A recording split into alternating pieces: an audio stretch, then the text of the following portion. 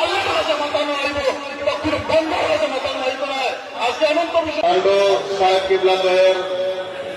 তরিকত আঞ্চলিক জলসা ও ইসালে সহ পুরুষ মহফিলের সম্মানিত সভাপতি সাহেব, মঞ্চে উপবিষ্ট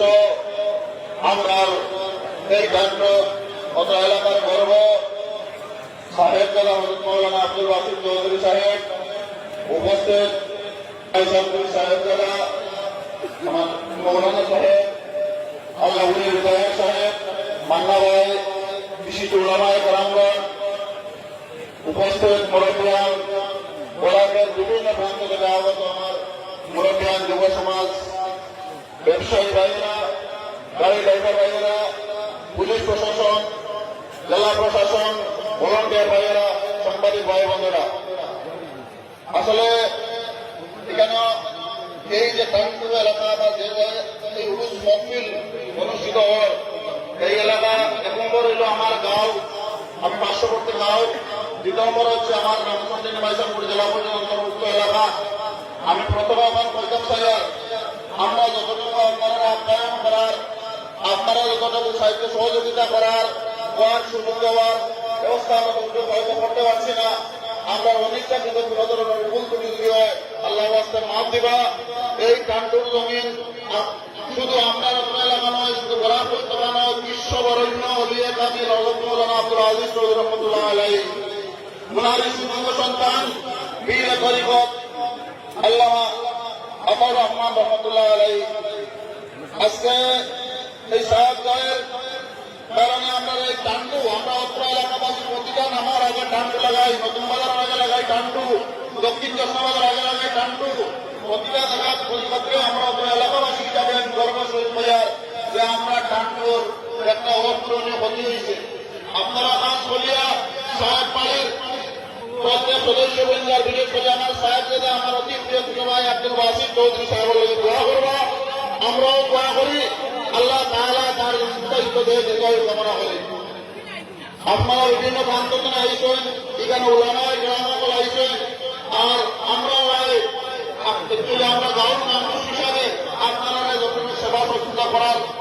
কর্তব্য হিসাবে এবং বিশেষ করিয়া ইসলাম মহফিল ওলামায়ে কেরামগণ বরাবর বিভিন্ন প্রান্ত সাহেবজাদা হল ওলিয়ে কামিল উপস্থিত হই দোয়া শরীফ করিতাম, নসিহত শুনতাম। যেহেতু আমরা যে একটা কথা বলার সুযোগ দেওয়া হয়েছে, আমি দুই একটা কথা বলি আমি আমার বক্তব্য এখানে শেষ করে লইব। আজকে এখানে সাহেব কিবলা রহমতুল্লাহ সামনে আজকে যে উরুস মহফিল, আমি একটা কথা বলার যে আমরা এলাকার গর্ব বিশ্ববরেণ্য ওলিয়ে কামিল হযরত মাওলানা আব্দুল আজিজ চৌধুরী রহমতুল্লাহ আলাইহির শুধু একটা উদাহরণ দেওয়ার, এখন তো দরদারে বলি আসলা এই টাঙ্কুর জমিন যে এখন হিন্দু মানুষ আগে আইসলা টানা হানা হানি উড়ানো হওয়া আমার মাঝে হিসাবে ভূত ইসলা আর ওই মানুষকে হয়েছে যায় অত অধিক মরিয়া আগে আইলাম আপনি ওই ভূত দিলামি তাই বললা ভূতল করো ভাই যতদিন আগে ভূত বাড়িয়ে গেছে। আমার ঘটনা, আমি উড়ু আসলাম, আমার দাদি তানো জয়ত আসলাম,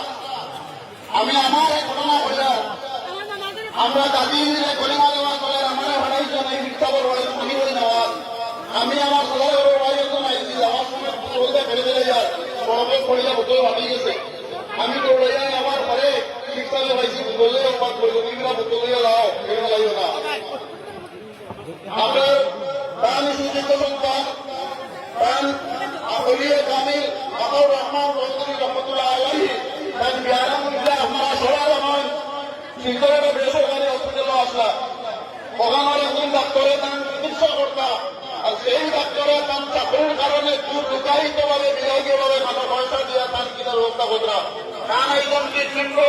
আর চিকিৎসা বুঝিয়া বলছেন বাবা তোমার হলা হলা খরচ তোমার একটু হইব, এই ডাক্তার কিনা আমার অত লুকাই করতে লাগছিলাম। যত উদ্যোগ নিয়ে কামিল আসলা, আজকে আপনারা আইসেন, আপনারা আইসে দেখেন একটা জায়গা আমি নিমাই সামুর মফিলে বসলাম, আমার আজকে ওখানে জায়গা ক্লিয়ার, আজকে এখানে মাইকো বাজার বই পাওয়া সাউন্ড লাইট ধরে বই পাওয়া একটা কেন্দ্রবিন্দু আছে। আমরা জীবনের লাইটে আমরা জীবনের আওয়াজ হইলে বরাবর বানাইতে হইলে যে কোনো হকানি হইলে কামিলের কাগজ হইতে রাখবো, একজনের উচিলায় আমরা বাস্তব জীবনটা আলোকিত করতে রাখবো। আজকে আমরা যে তরিকত, আমরা অলির নসিহত, এই সমস্ত জিনিস কোনো বিষয়কে দেওয়া তার কারণে আমরা মুসলিম সমাজের উপরে বিভিন্নভাবে লাঞ্ছনা বঞ্চনা শিকার হইব। আজকে এখানে বহু কষ্ট করিয়া বিভিন্ন জায়গা আইসেন, আমরা আইসি প্রত্যেক বছর হয় এই, কিন্তু এখানে যে সমস্ত নসিহত করা হয় সেই সমস্তের উপরে আবহাওয়া আমরা লাগে করতে হইব। আমরা ওলামায়ে কেরামের যে সমস্ত কথাবার্তা হয় সেই সমস্ত জিনিসের উপরে আমরা পাবন্দি হতে লাগবো, তখন কি আমরা জীবন পরিশুদ্ধ এবং সুন্দর পরিবেশ করিয়া আইব। আমি আমার বক্তব্য বিশেষ দীর্ঘায়িত না করিয়া একটা কথা বলব। বর্তমানে আমার সাহেব দাদা আমার অতি প্রিয় ভাই আব্দুল বাসিত চৌধুরী সাহেবের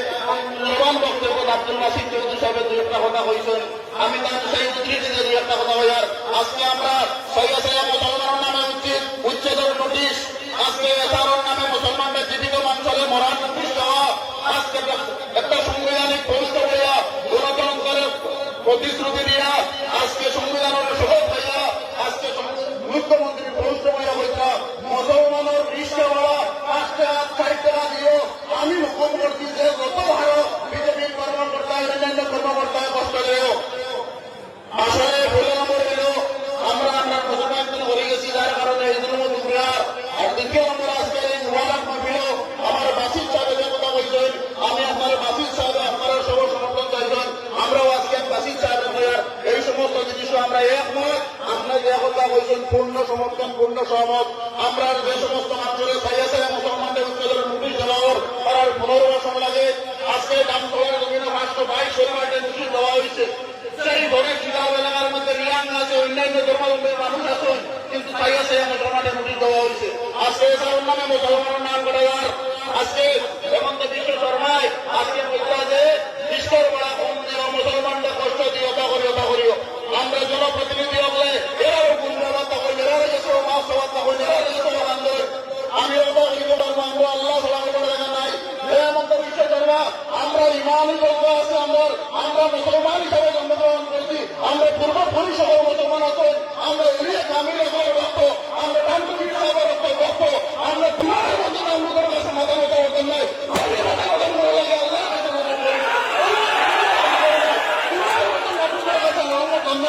সেই প্রয়োজনে আমরা বলিয়া বিশ্বাস করিও মুসলমানের